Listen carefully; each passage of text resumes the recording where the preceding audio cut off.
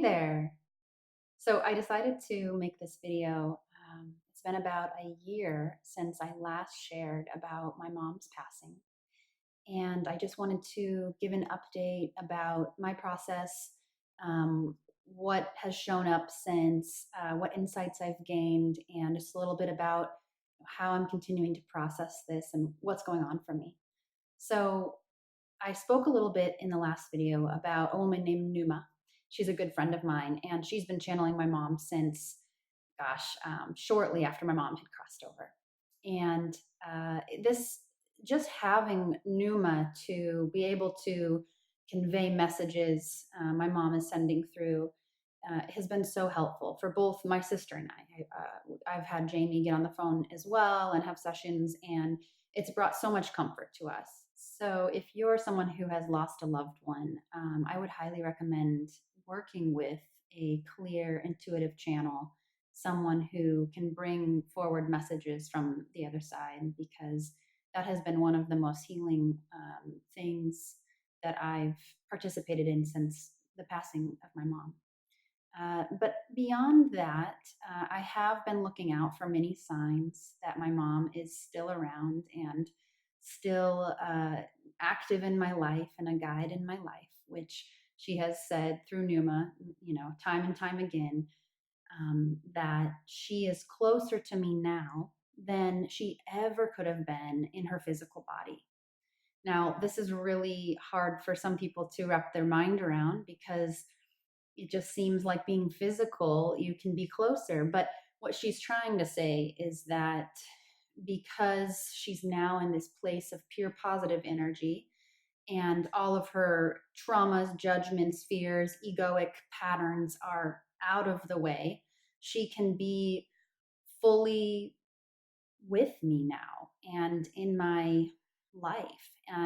She can send me this loving energy, high vibe energy, which she does, and I can feel at different times.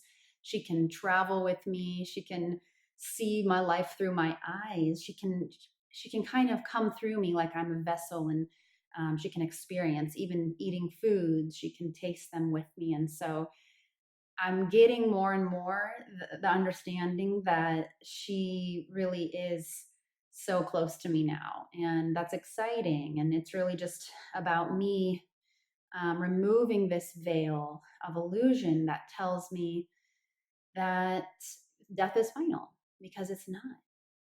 So these signs, like I was mentioning, have come, here and there. I haven't seen signs every day necessarily, but I do. I am on the lookout for them, and they have come, in many many ways. I wish I could remember all the ways over this last year, but so many things have happened. So I'm just going to share a few highlights. One I wanted to mention was, gosh, this was I didn't share this in the last video, even though it happened right the day of my mom's celebration of life slash funeral. We called it a celebration of life. We had this big beautiful acreage in this gorgeous venue, and there was tons of people there, there to honor my mom. And there was this dog that was running around towards the end, maybe the last couple hours or so. No one knew whose dog it was, but it was just a sweet, cheery dog, and it was running around, and it was even eating food off the tables later that night. But we thought it was we didn't know, no one knew whose dog it was. Well, by the end of the night, we were like, okay, seriously, whose dog is this? Everyone was gone, and we just had one of the waitresses. She said, you know what, I'm going to take it with me because we really don't know whose dog is. And we said, yeah, that's fine. And it was just funny because we were like, where did it come from? We realized it was just a dog that had come in from, who knows, the neighbors somewhere. And that night, I went back to my dad's cabin with some friends. They came into town and to be there. And one of the friends was a friend of mine from a long time ago, and one of them was a new person I had just met that day. And his name is Dan. And he pulled me aside at one point that night and said, hey, do you want to talk to your mom? And I was like, yeah. And I didn't realize that he was also he's a channel, just like Numa. And so he channeled her that one time. Hasn't since. I've been working with Numa, but it was just so beautiful that he offered that. The first thing that he said when I sat down was he was channeling her, and he said, "I sent the dog," and I was like, "Wow, what?" Because let me just say that Dan, he wasn't even at the whole thing. He didn't even know about the dog. It was a big thing, and so there was no way for him just to like put it all together and try to, I don't know, spoof it or anything. He was channeling my mom, and she was telling me that she had sent that dog to the celebration of life. Why? Well, one, she loves animals. She loves animals so much, and I could see it was a cheery dog. It was bringing some much needed emotional support to some of the people. They were petting it, and it was just cheering people up, bringing light to a somewhat heavy and sad day. So that was so beautiful to have that confirmation come through.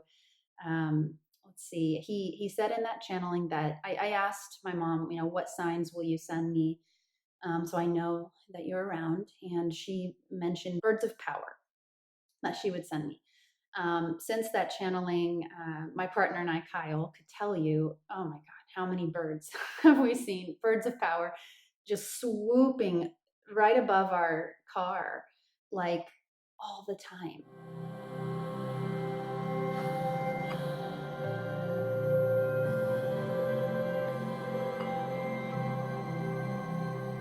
It's been so cool just to know that that's her shining through. There was another time that Numa was channeling my mom, and Numa brings through images, and we interpret the messages together through those images. And one time she was showing a sunflower, and that sunflower really stuck out to me. I felt like my mom and I had talked about that before, that being a very special flower and something that represented me, and what I'm here to do and be like a sunflower. And so I decided, well, I'm gonna run with that. And I kind of told my mom, okay, when I see sunflowers, like I'm gonna know it's you. Later that night, it was so cool. I was with Kyle, and I was on YouTube, and I was just clicking around, and I clicked on a Michael Jackson music video, and I'm pretty sure it was Earth Song, and he was performing live. I was watching through the end, and at the very end, there was this big scene where there's this like army tank, and then Michael stands in front of it, and then this little girl comes out slowly but surely, and she's carrying, what do you know, this huge sunflower. And I just pulled Kyle over, and I was like, can you even make this stuff up? Like, seriously, that's amazing. Like, I had no idea that music video was going to have that in it. And so it was just a sure sign right then and there, like, yep, that's you. And I was crying, and it was so beautiful. So then Kyle and I went out to dinner not too long after that, and went to this new, at the time it was this new place. Now it's one of our favorite places, called Terra Cotta in Littleton, Colorado. And we sat there, and it was a really nice place. It was a fancy dinner, and it was a little more than what we're used to spending, but we were treating ourselves. And the waitress came over, and I remember. So we had sat down, and we look up, and I look up. I was like, Kyle, look behind you, and it was a big sunflower painting. So right then and there, I was like, oh, that's cool. My mom's here, or she just wants to say hi, whatever. And the waitress came over, and I was kind of teary, and she looked at me, and I just, I didn't want to hide it. And I just decided to share vulnerably. It's so cool because, the sunflower painting and my mom, and that's, she sends me signs. And, this woman was like really leaning in and listening. And I just shared a little bit more about signs I had seen that my mom had sent. And then, she shared that her dad had passed away not too long ago, and she was dealing with that. And it was a really tough time for her. And so the night ensued, and we had this beautiful meal. ended up ordering some dessert and everything. And at the end of the meal, she said, when we were all done, she just said, "Hey, this meal's on me tonight." And it was like an $80 or $90 meal. I mean, it was a really nice dinner, and um, it was it was really beautiful because I knew that. I mean, it wasn't about the money. It was just really kind of her, and of course, it was to do with the fact that I was sharing openly and sharing this idea that our parents or our loved ones can send us signs from the other side, and I know that it gave her some hope, and so that was beautiful. But I also felt like my mom was just a part of all of it. My mom also, she was big into deals, and so we'd go like deal hunting. We'd go to discount stores, or we'd go to garage sales, or we'd go places, and whenever she would get a deal on something that was originally a higher price, like she would be like, yes. And so I've become the same. And anyway, my mom has aligned like several, like not several, like I just feels like endless deals since she's passed away. And I'm like, God, I just look up, I'm like, that was you. I know it was. I've gotten sandals that were marked the wrong price and all these different funny synchronicities. So again, more signs, if you will. Around the time of my mom's 1 year anniversary of her passing, this was last November, I was in California and I got invited to a women's circle. And as I got in the car to go to this women's circle, I could feel all this emotion come over me and just feeling like, whoa, I really need this women time. I need some nurturing. I miss my mom. Obviously, it was bringing up, these feelings, having been, about 1 year. And I got to this women's circle, and we decided, right when the circle finally, started getting going, the woman who was leading it said, "Okay, we're gonna sing some songs together, and what songs, would we like to sing? Does anyone have any ideas?" And one woman stepped in and suggested a song it's called Hymns of Spirit by Beautiful Chorus. This is the name of this album that I, Numa originally was playing, and I just, when I heard that, it just reminded me of my mom. Like, she would love this. She does. I just know that she loves this music as much as I do. I can feel that it's a way that my mom reaches out to me. And I can't, so it's hard to describe, you know, and if you've lost a loved one and have had signs as well, you can probably agree with me that sometimes it's hard to explain how sometimes that it's a sign, but you just know. And someone else might be like, well, that's not a sign because, that's not obvious enough or whatever. But we all have our own, way of seeing these signs and interpreting them. And so we can trust ourselves to know. When we know, we know. So anyway, these songs by Beautiful Chorus are a way that my mom, connects with me when it comes on, or when I hear it. I know that it's her. And so this woman brought that up. She brought up that song, and it was like a kind of one of those, like, wow, like it really feels like my mom's here.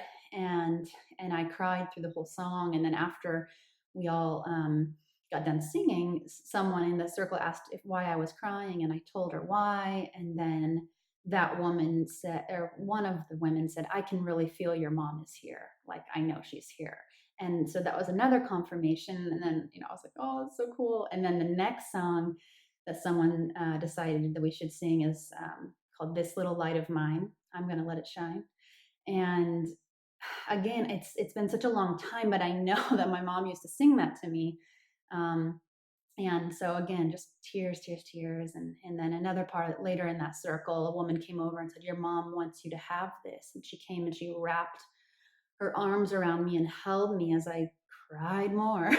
But this is what women's circles are for. Thank God, right? I'm glad we have these outlets and these beautiful ways that we can be supported, or get that support that we need. In fact, I encourage it. So yeah, doing this alone is never easy. So that particular experience was very powerful and very real.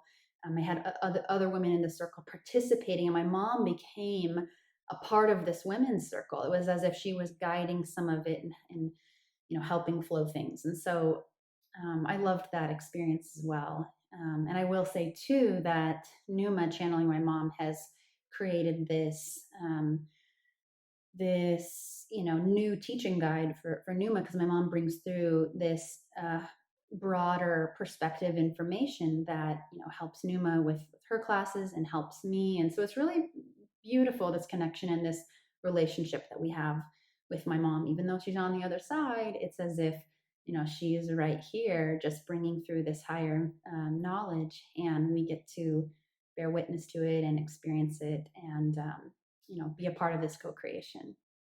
It was maybe 5 months ago or so that Kyle and I were guided to move in with Numa, actually. So I've been living with Numa for a while, and that was synchronistic as well. It was kind of funny, actually. Dan, the first person who channeled my mom, was guided to live with Numa right before us for a few months. And then he moved out, and then we moved into his room.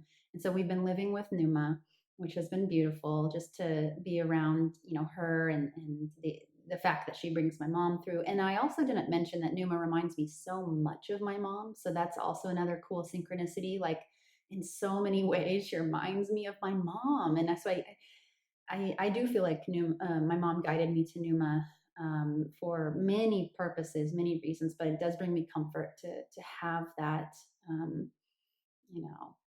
just have Numa be there and almost step in for my mom in certain ways. The reason that I brought this up is because I feel that just living with Numa, I picked up on this ability to channel, even in the way that she does. And I started to, gain this ability a couple years back when my third eye opened, and I had this very cool experience, which maybe I'll share that in another video. But for now, I'll just say that um, it I was able to see things that you don't see in this 3D physical reality. So anyway, my sister, my dad, and I decided to take a trip to Tulum this past April, and it was really amazing because normally Numa channels my mom for my sister and I, but this time around, that night, as one of the first nights we got there, my sister and I shared a room, and we were laying there, and visions started to come to me of my mom, and I've received these visions of my mom, um, basically are really only working with cannabis. And just so I live in Colorado, so it's legal. But working with cannabis, working with that plant spirit, it has allowed me to tune into those abilities a little bit more.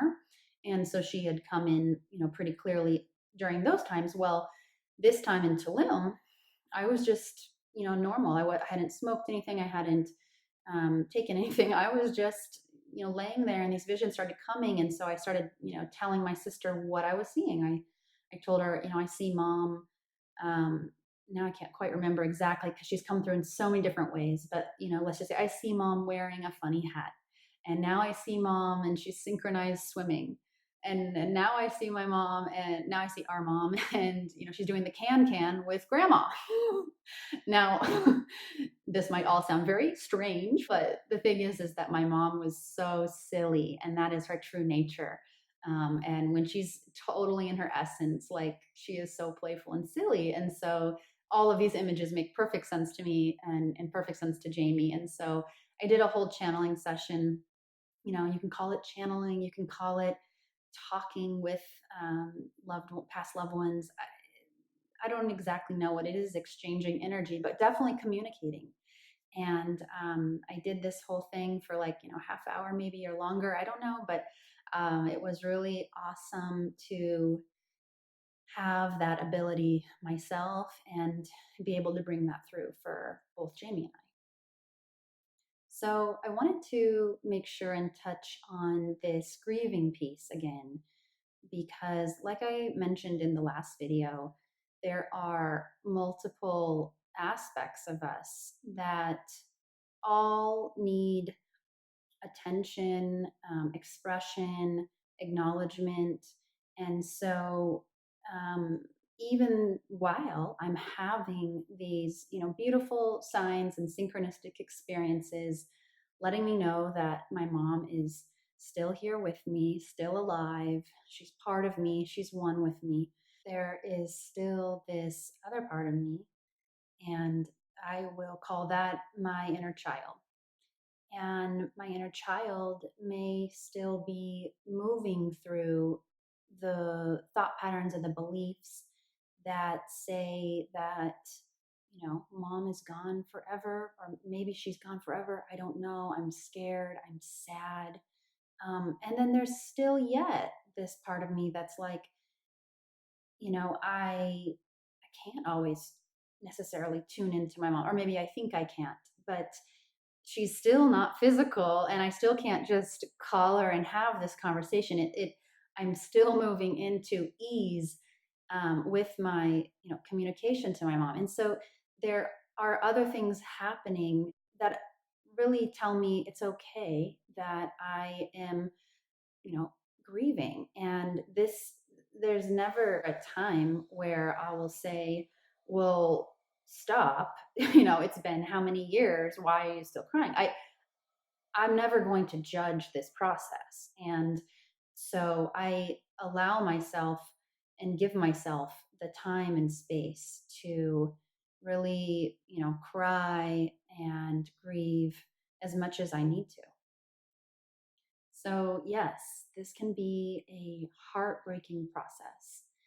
But the cool thing about it being heartbreaking is that it can break open your heart if you allow it. And what I mean by that is I've seen people, and myself included, really allow these, very tough experiences to open me up to new possibilities, to dedicating myself even more to my life's mission. I've watched people take their loved ones' artwork and go travel and sell their artwork in honor of their brother who passed away. I thought, that's so beautiful.